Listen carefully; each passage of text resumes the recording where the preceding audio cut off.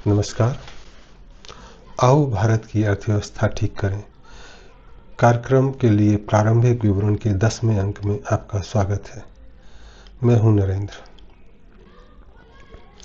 पिछले अंक में हमने सफाई स्वच्छता का अर्थव्यवस्था पर क्या प्रभाव पड़ता है और अर्थव्यवस्था को इसमें कितना योगदान देना पड़ता है और एक साफ और स्वच्छ अर्थव्यवस्था क्या होती है, इस पर चर्चा की। आज के विवरण में हम पर्यटन की इकोनॉमिक्स, पर्यटन की अर्थव्यवस्था और एक पर्यटक जैसी अर्थव्यवस्था पर चर्चा करेंगे। Tourism of economy and economy of tourism, इस पर चर्चा करेंगे। कहते हैं कि पर्यटन 2 या 3 तरीके से कह सकते हैं। एक तो ज्ञान की कमी है तो ज्ञान लेने गए,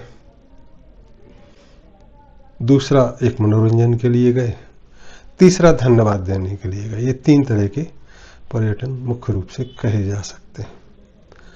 इसमें जो ज्ञान की कमी के लिए है वह साधु महात्माओं के लिए, संतों के लिए और ऐसे उनके द्वारा चालित यूनिवर्सिटीज में जो लोग जाते हैं वह कहा जा सकता है। तो इसमें संवाद के अंत में फिर से बातचीत करेंगे। दूसरा तरह का है कि मनोरंजन के लिए गए, कुछ पाने के लिए, कुछ मांगने के लिए, और तीसरी तरह का है धन्यवाद देने के लिए। तो जो दूसरी तरह का, जिसमें कहते हैं कि लोग मंदिर, मस्जिद, गुरुद्वारे, चर्च, दुनिया में जो भी महत्वपूर्ण जगह है उन पे लोग मांगने जाते हैं और थोड़ा मजा मस्ती भी कर लेते हैं, एक पारिवारिक मिलन भी हो जाता है। तीसरे तरह का जो है कि जैसे गया है, मुक्ति धाम है, वहाँ पुत्रों को विसर्जित कराए, गंगा जी के किनारे पिंडदान कराए, या एक बुजुर्गी में चारों धाम की यात्रा कराए, या किसी को हज जाना है या वेटिकन जाना है, वैसे जेरूसलम जाना है, उस तरह के आते हैं कि जीवन में एक बार चलो उनके भी दर्शन कराते हैं, वहाँ भी मत्था टेकाते हैं, वहाँ भी नमाज पढ़ाते हैं। इस तरह का होता है। तो जो दूसरी तरह का है उसके बारे में भारत में कहा गया है, बड़ा सरकास्टिक है कि तीरथ चाले दोई जन, चित चंचल मन चोर, एक पाप उबरे नहीं, 10 नए लाए बांध। तो तीर्थ यात्रा वही करते हैं जिनका चित चंचल है, चलायमान है और मन में चोर भरा हुआ है। ऐसे लोग जब तीर्थ यात्रा जाते हैं तो एक पाप भी उनसे दूर नहीं होता है और वो 10 नए लाए बांध के लिए आते हैं। तो जितने भी आज तीर्थ यात्राओं पे लोग जा रहे हैं, तुम देखोगे उनका जाने के पहले का जीवन और जाने के बाद का जीवन में कोई परिवर्तन आता नहीं है। वो जैसे थे, या कई बार तो वहाँ पे जो मिलन होता है तो नई बदमाशियाँ सीख के आ जाते हैं।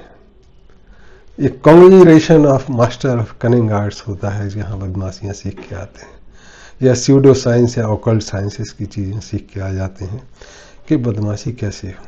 और कई जगह ये ट्रैफिकिंग का, आर्म्स और ड्रग्स के ट्रैफिकिंग का भी एक मार्ग बन जाता है कि हम तो तीर्थ यात्रा पे गए थे।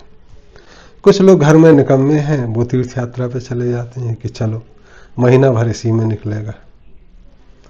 तो ऐसे लोगों का एक पाप उबरता नहीं और चित्त चंचल और चलायमान और मन में चोर भरा रहता है। ऐसे तीर्थ यात्राओं को अगर कोई प्रोत्साहित करता है और इसको तीर्थ यात्रा समझता है सामाजिक रूप में, तो यह एक विकृत मानसिकता कही जा सकती है। तो ऐसी तीर्थ यात्राएं जो भी हो रही हैं, जहाँ भी हो रही हैं, ये व्यक्तिन्मुखी होनी चाहिए। इसको समाज में कोई सरोकार नहीं होना चाहिए कि उनको बेहतर सुविधाएं दें, उनके लिए इंतजाम करें और उनसे उम्मीद रखें कि वो पैसा दे के जाएंगे तो इलाके के लोगों का खाना पीना चलेगा, अर्थव्यवस्था चलेगी। जो जैसा होगा वो वैसे ही होगा, वहाँ जहाँ जाएगा वहाँ भी गलत प्रभाव ही डाल के आएगा। तो ऐसा बहुत सारे लोग कहते हैं। इसमें बहुत सारे लोग, जो बहुत पुरानी कहानी है कि माँ गंगा कहते हैं कि सबके पाप धोती है। तो माँ गंगा से पूछा कि ऐसे पापी लोग आते हैं तो आप उनका पाप नहीं धोते हो? तो बोले हाँ, जाहिर है हम पाप धो देते हैं। तो फिर वो पापी कैसे रह जाते हैं? तो बोले हम तो धो देते हैं, अब वो नए पकड़ लें तो हम क्या कर सकते हैं। तो गंगा माँ से पूछा प्रश्न में कि गंगा माँ, आपसे सुना है कि आप सदियों से कम 3 युगों से आप लोगों के पाप धोते आ रहे हैं, क्या यह सही है? तो गंगा माँ ने कहा हाँ यह सही है।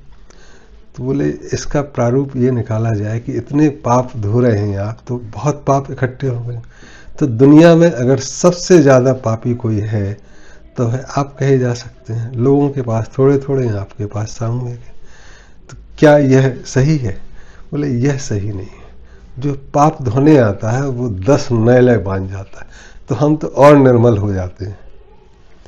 तो बोले क्या कोई भी ऐसा नहीं आता है कि जो पापी नहीं हो और आपके यहाँ डुबकी लगाने आए हो, उसका क्या करते हो? या जो सच्चे मन से आया हो पाप धोने, जिसका मन शांत हो गया हो और वो दूसरों के पाप ना ले जाए, ऐसे पापी भी तो आते हैं। हाँ ऐसे भी आते हैं, तो उनका क्या करते हो?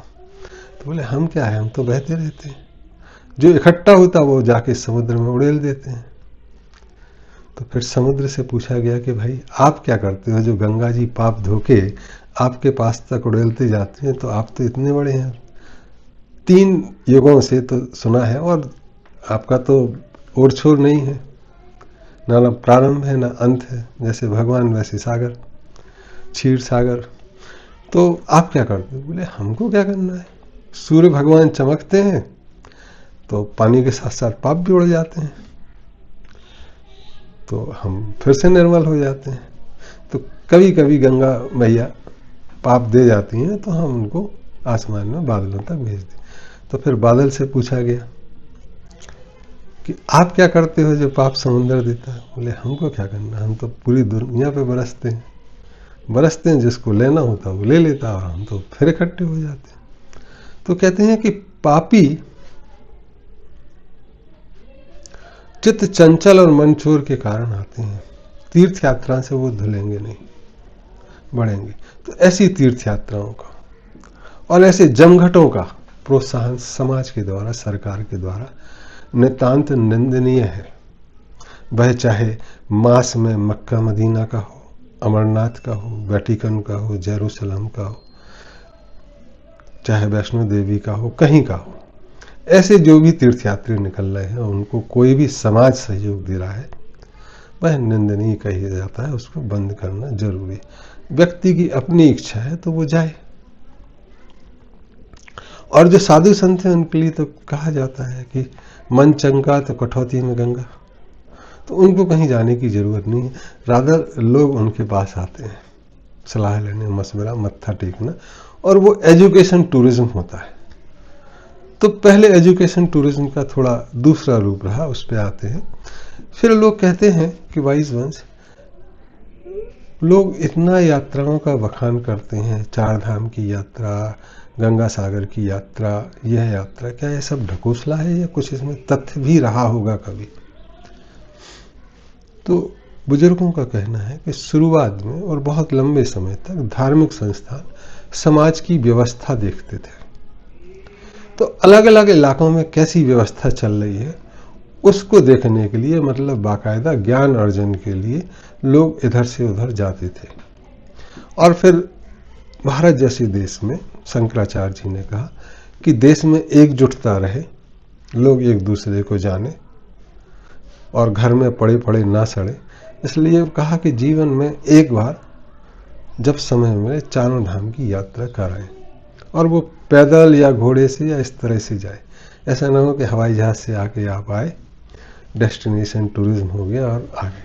तो उस तरह का जो शुरुआत शंकराचार्य ने कहा, 4 मठ जो भारत में है वहाँ जाने की परंपरा एक डाली गई। बाद में इसको छोटा करने के लिए 4 धाम उत्तराखंड में ही हो गए, केदारनाथ, बद्रीधाम, जोशीमठ, गौमुख, ये 4 हो गए। तो ये एक थोड़ा सा सरल हो गया कि पैसा लूटना। तो ये एक जो लोग घूमते थे, इससे एकजुटता बनी रहती थी, समरसता बनी रहती थी, एक लंबे समय से चला है। तो परंपरा उस तरह से चलती थी। आज सन 2020 में सारे मंदिर, मस्जिद, गुरुद्वारे, चर्च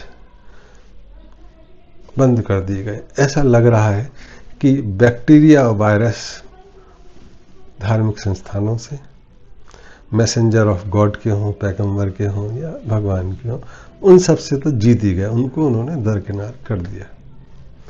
तो आज अगर कोई तीर्थ यात्रा इस बना पे कर रहा है तो बेसिकली वह समाधियों की या मकबरों की तीर्थ यात्रा कर रहा है। वो धार्मिक स्थान बची नहीं है, उसमें एनर्जी बची नहीं है कि अपने आप स्टैंड कर सके, वो कोई भी हो।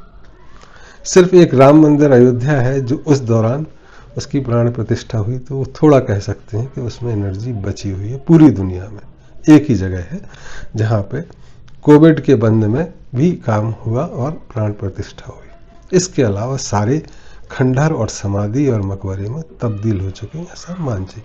तो ऐसे जगह के लिए प्रोत्साहन देना टूरिज्म का एक विकृति को बढ़ावा देना ही है, या डेथ सेंटर्ड होना, मकबरा सेंटर होना, समाधि सेंटर होना, उससे ज़्यादा कुछ नहीं कहा जा सकता। और फिर कोई इकोनॉमी बनाए, उस पर पैसा खर्च करे, तो यही नहीं, धार्मिक स्थान ही नहीं, बाकी जगह भी, चाहे वह श्रीनगर हो, स्विट्जरलैंड हो, श्रीलंका हो, श्रीशालम, सब जगह बंद कर दिया है। They come to a grinding halt. तो ऐसे में अगर कोई इकोनॉमी, अर्थव्यवस्था इस आधार पर बनाते हैं कि लोग हमारे यहाँ आएंगे, हमारे यहाँ खाएंगे पिएंगे, पैसा खर्च करेंगे, उससे हमारी अर्थव्यवस्था चलेगी, तो वह कभी भी जियो पैराडाइज की जा सकती, बंद की जा सकती। इसके अलावा भी एक बम ब्लास्ट हो जाए, ड्रग्स चलने लगे, दारू का चलन चलने लगे ऐसे स्थान पे, नशाबंदी ना हो, वेश्यावृत्ति हो जाए, तो ऐसा जो नाम बदनाम हो, या लोग वहाँ के मिसबिहेव करने लगे टूरिस्ट से, चीटिंग करने, तो कभी भी टूरिस्ट की इकोनॉमी बैठ सकती है। इसलिए एक बहुत ही खराब सोच है कि टूरिस्ट आधारित इकोनॉमी बनाएंगे। यहाँ पीछे अयोध्या में जब दोबारा राम मंदिर का निर्माण अभी 2022 या 21-22 में हो रहा था, तो मैंने भी निवेदन किया था सरकार से कि इकोनॉमी का आधार ये मत बनाओ। मंदिर दर्शन करने के लिए आ रहे हैं, अच्छी बात है, उनको हम सुख सुविधा देंगे, जो भी आ रहे हैं उनका स्वागत है, उनको रहने की व्यवस्था है, लोकल गाइड, लोकल जो ड्राइवर, टैक्सी और खाने पीने वाले, उनको ना लूटें, ये व्यवस्था होनी चाहिए। लेकिन इस पे आधारित अर्थव्यवस्था बनाओ कि लोग मकान लेके रहेंगे और वहाँ बाकी चीज़ें, ये एक गलत सोच है और ये चलेगी नहीं। और आज 2026 में हम कह सकते हैं कि अयोध्या एक टूरिस्ट डेस्टिनेशन तो नहीं ही बन पाया है। लोग आते हैं श्रद्धा के कारण, और जिसको आना है वो आता रहेगा। तो और वो अकेला एक केंद्र है जो एनर्जी सेंटर रखता है। तो अयोध्या के बारे में तो ऐसा है कि हमारा सोच है कि वह एक विश्व की धार्मिक नगरी बनेगी जहां लोग ज्ञान लेने आए। बाकी टूरिज्म, जो मेडिकल टूरिज्म आज सोच रहे हैं कि लोग बीमार होंगे और हमारे यहाँ इलाज सस्ता होता है भारत में, या कहीं दूसरी जगह होता है सस्ता, तो हम उससे कमाएंगे। यह भी एक बीमार मानसिकता, ये विकृत मानसिकता है। यह ऐसी ही मानसिकता है कि अगर कोई शमशान घाट में लकड़ी बेचने वाला सोचे कि लोग मरेंगे और हमारी अर्थव्यवस्था बढ़ेगी, उसका छोटा रूप है बीमारी की, इलाज से पैसा कमाने की मानसिकता। हमारे यहाँ इलाज की सारी व्यवस्थाएं होनी चाहिए, देना चाहिए, लेकिन हम एडवर्टाइजमेंट करें कि मेरे यहाँ इलाज कराओ, यह ठीक नहीं है। हम तो उनके लिए दुआ करेंगे कि भाई आप ठीक रहें, हम ऐसी चीज़ें बताएंगे कि आप ठीक रहें, अपने इलाके में ही रहें। कभी आना है तो खुशी खुशी आए, रोते हुए दुख लेके आए तो हमारे यहाँ भी लोग दुखी होंगे।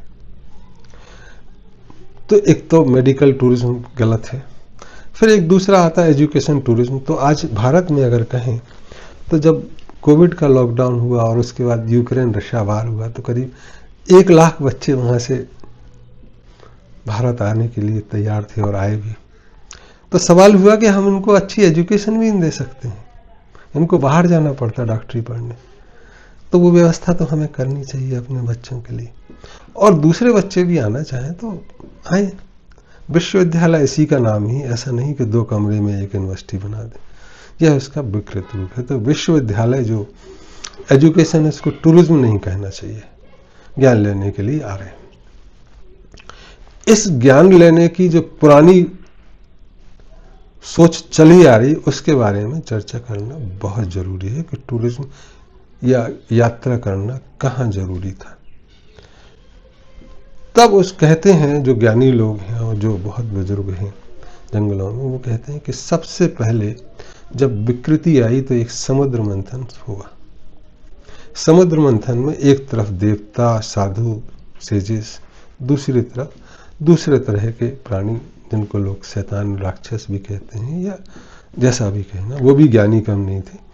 आज भी अगर कहें तो जो एआई बना रहे हैं और जो संत लोग उनसे सहमत नहीं है कि कृत्रिम ज्ञान का क्या मतलब, जो अभी ज्ञान उपलब्ध है उसका अवहेलना करना, जीवंत ज्ञान की अवहेलना करना और कृत्रिम ज्ञान को बढ़ाना, जीवंत मानव की अवहेलना करना और रोबोट बनाना, ये एक विकृत मानसिकता है। तो ऐसी ही विकृत मानसिकता और जो कृति मानसिकता है, जो क्रिएटिविटी की मानसिकता, उसके पीछे कभी समुद्र मंथन हुआ तो उसमें बहुत सारे जमावड़े हुए थे साधु संतों की और जो सज्जनों का, एक तरह के सारे लोग इकट्ठे हों, अपना अपना ज्ञान देते जाएं। और जो आज कहे जाते हैं जिनके पास टेक्नोलॉजी थी, जिनके पास बाकी ज्ञान था, दोनों के बीच में जो मंथन हुआ, जो एसेंस निकला, ऐसा नहीं कि एसेंस में कुछ बूंदें निकल आई, वो ये नरेटिव्स होते हैं कि कुछ बूंदें निकल आई कि हाँ समुद्र मंथन हुआ। तो आज भी अगर समुद्र मंथन जैसी कोई चर्निंग होगी दुनिया में, तो जो एसेंस के रूप में आएगा वो तो ज्ञान ही आएगा। दादा दादी की कहानियाँ आ जाएंगी, हो सकता है गूगल्स भी आ जाए, विकिपीडिया भी आ जाए। तो ये सारे ज्ञान का चर्निंग जो हुआ, तो उसमें कहते हैं कि सत्य के पैर होते हैं, असत्य उनके ऊपर चलता है, असत्य छाव की तरह होता है, उनके ऊपर ही चलता है। तो जब समुद्र मंथन हुआ तो उसमें कहते हैं कि 4 जगह भारत में जमावड़ा हुआ साधु संतों का, इलाहाबाद, हरिद्वार, नासिक, उज्जैन, ये पुराने शहर कहे जाते हैं, यहाँ पे जमावड़ा हुआ। और जब समुद्र मंथन हो गया तो इसके बाद जो एसेंस हुआ, ज्ञान का हुआ, उसके बारे में जो चर्चा हुई कि क्या करना है, इस मानव समाज कैसे ठीक ठीक चलेगा। तो सभी के बीच में एक निर्णय हुआ कि 12 साल बाद फिर इकट्ठे होंगे और लाइव स्टॉक लेंगे कि कैसी समाज चल रहा है। उसमें साधु संत भी और जितने भी श्री श्री 1008 या उनसे भी बड़े लोग हैं अपनी गुफाओं से निकल के आएंगे, नागा साधु भी आएंगे, वो एक साथ इकट्ठे होंगे और आम जनता उनके पास जाएगी, उनके चरण छुएगी, उनसे ज्ञान लेंगे और वो भी जो समाज के चालन प्रचालन के लिए सही चीज़ें हैं वो बता के जाए। तो एक बेसिकली डिस्कशन सेंटर ये 4 जगहों पे बना कि हर 12 साल में, और चूंकि डेट ना भूलें इसलिए उसकी गणना तारों से की गई कि फला नक्षत्र इस दिन आएगा तब 12 साल होंगे और उसमें हम इकट्ठे होंगे, जिससे कोई कहीं भी हो, जिसके पास कैलेंडर हो, घड़ी हो, ना हो, वो तारे देख के आ सके, ऐसी घटना हुई। तो तब से ये जो कुंभ चला आ रहा है 12 साल में, ये एक महाकुंभ। फिर उन्होंने कहा 12 साल थोड़ा ज़्यादा हो जाएगा, तब हुआ कि अर्ध कुंभ भी लगाया जा सकता, लेकिन उसमें सारे साधु संत और जो महान लोग हैं वो नहीं आएंगे, बट 12 साल में सारे। तो अर्ध कुंभ और महाकुंभ की जो चलन है वो तब से चली आ रही है कि ज्ञान का, इसलिए इसमें कोई ना बुलाता है ना कोई इसका आयोजन, सब अपने आप होते हैं। जो स्थानीय लोग हैं इसका आयोजन करते हैं या जो स्थानीय सरकार है, लेकिन वह उसका होस्ट होने की कोशिश नहीं करता, न करनी चाहिए। तो सबसे पुरानी परंपराओं में कुंभ है जो एक तीर्थ स्थान कही जा सकती है, और ये ज्ञान के आदान प्रदान की बातें हैं। सामान्य जनता अपनी समस्या बताए और समाज के जो प्रमुख हैं वह साधु संतों से उनके मार्गदर्शन को चुने, लीडर्स वहाँ जाएं, उनके चरण स्पर्श करें, और अगले 6 साल और 12 साल के लिए शासन उस हिसाब से चला। ये एक नियम था जो कमोबेश आज भी जारी है।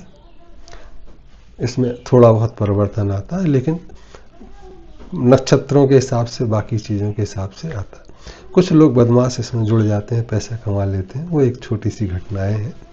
सभी आयोजन में कुछ ना कुछ होता रहता है, लेकिन टूरिज्म का, ऐसे टूरिज्म महत्वपूर्ण है। बाकी टूरिज्म को प्रोत्साहित नहीं करना चाहिए, उन पर पैसा खर्च सामूहिक नहीं करना चाहिए। वह व्यक्तिगत चुनाव हो सकता है और उसको व्यक्तिगत रूप से ही करना चाहिए। कोई कहे कि सऊदी अरब की इकोनॉमी मक्का मदीना से चल रही है, कोई कहे कि तिरुपति बालाजी की इकोनॉमी तिरुपति बालाजी। तो अगर आप वहां जाके रहें कुछ दिन, तो मैं तिरुपति बालाजी कुछ दिन रहा, तो वहां पे मुझे एक बहुत बेचैनी हुई। वहां की नालियों में इतनी बदबू आने लगी, जो नाली बदबूदार होती। वो कहते सारे देश का कचरा लोग यहाँ गंद छोड़ के जाते हैं और हम उनको साफ करते रहते हैं। वहां पे जो प्रसाद है उसकी बदबू, उसकी चीनी की बदबू नालियों में आने लगी।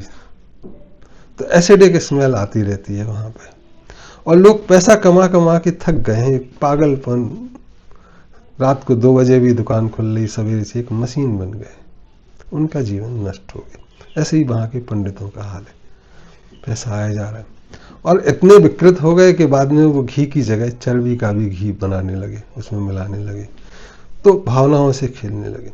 ऐसे क्षेत्रों का भी विकास इस आधार पर किया जाए उस क्षेत्र के लिए ठीक नहीं है, चाहे वह मक्का मदीना हो, तिरुपति हो, अयोध्या हो, चारों मठ हो, जेरूसलम हो, वेटिकन हो। तो उससे हमको अपने दिमाग को अलग रखना चाहिए कि ये हमारी जिम्मेदारी है। थोड़ा बहुत चलता रहता है, उतना चलना चाहिए। तो टूरिंग ऑफ इकोनॉमी के इससे रेमिटेंस आएगा, इसमें लोग आएंगे, हमारी इकोनॉमी है। या दूसरा, जो बच्चे हमारे बाहर नौकरी करने जाएंगे, पहले एजुकेशन लेंगे अमेरिका, इंग्लैंड, रशिया, यूक्रेन में, और फिर वहीं नौकरी करके पैसा भेजेंगे। तो कोविड ने दिखा दिया कि वह भी कभी भी रुक सकता है।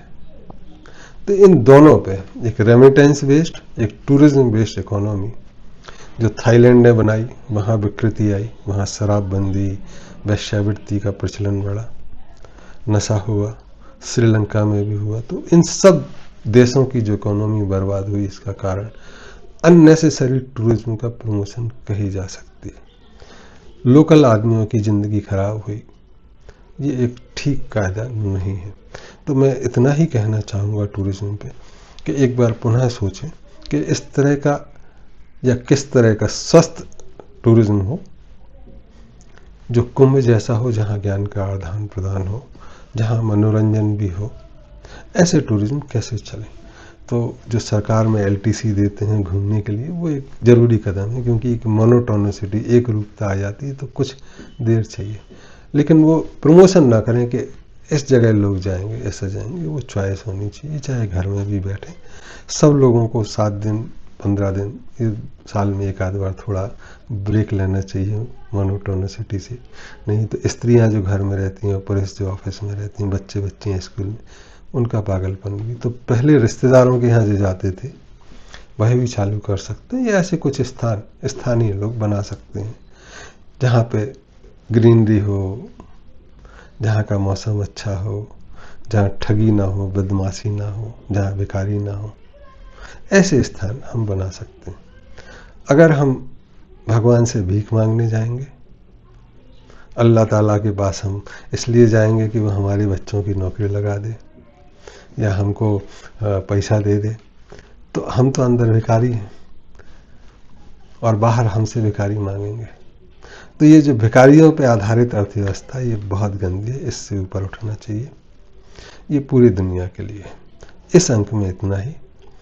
अगले अंक में हम economy of justice and judicious economy पर चर्चा करेंगे। तब तक के लिए नमस्ते, प्रणाम।